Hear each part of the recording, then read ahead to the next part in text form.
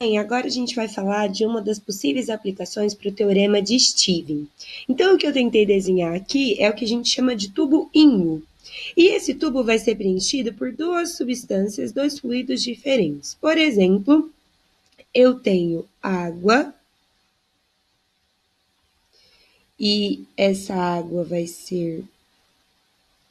vai preencher o meu tubo até mais ou menos esse limite, por exemplo. E eu tenho óleo, que eu vou representar de amarelo, ó. E o óleo vai preencher essa partezinha. Certo?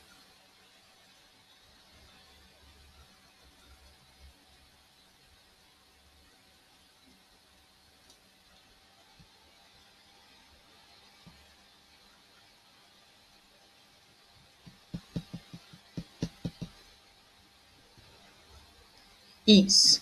Aí, agora é o seguinte, eu vou fazer uma marcação de preto para vocês observarem que existe uma linha que acompanha tanto a altura do óleo, ó, quanto a altura de água, ó. Mais ou menos reta essa linha. E aí eu vou dizer o seguinte, ó, a pressão nesses dois pontinhos vermelhos ela é exatamente a mesma. Por que eu sei que a pressão é exatamente a mesma? Porque o teorema de Stevens nos garante que a uma mesma profundidade eu estarei a uma mesma pressão. E se essa pressão ela é a mesma, do lado da água, essa pressão ela é dada por, eu vou escrever de azul como água, ó. Do lado da água, essa pressão seria dada por isso aqui, ó. Massa específica da água, que eu vou chamar de ρ1, vezes a gravidade, vezes a altura da coluna de água, que eu vou chamar de H1. Do lado de lá, eu teria a pressão exercida pelo óleo. Como o óleo estava desenhado de amarelo, eu vou escrever de amarelo. Então, essa pressão seria dada por isso aqui, ó. Massa específica do óleo, que eu vou chamar de ρ2, vezes a gravidade, vezes a altura da coluna de óleo, que eu vou chamar de H2. Como a gravidade é a mesma para os dois casos, olha o que eu posso fazer. Eu posso cancelar a gravidade e escrever um teorema, uma aplicação do teorema de Stevens, quando a gente fala desses tubos em U preenchidos por dois líquidos que não se misturam.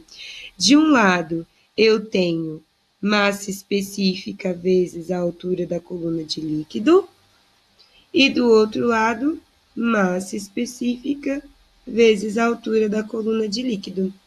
Então, é isso que vocês vão utilizar, certo? Para fazer a aplicação do teorema de Stevens quando eu estiver no tubo em U. ρ1H1 é igual a ρ2H2.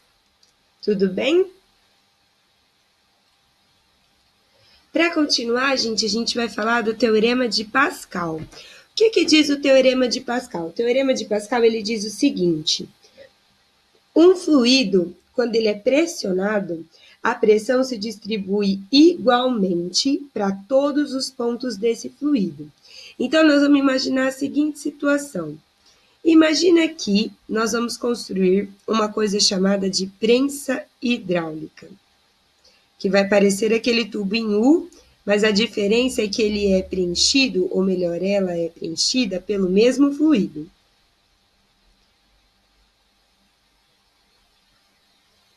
Então, ó, eu tenho uma prensa hidráulica e ela vai estar repleta do mesmo fluido. Então, vou pintar aqui dentro, por exemplo, onde tem o fluido de azul, ó.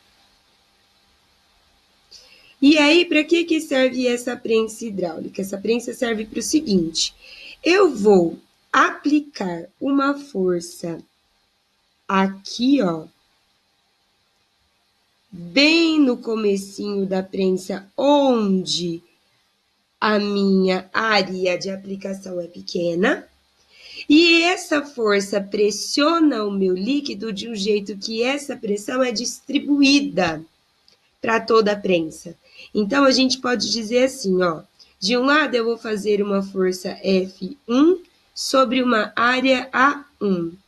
E essa força F1 sobre a área A1 faz com que haja uma pressão.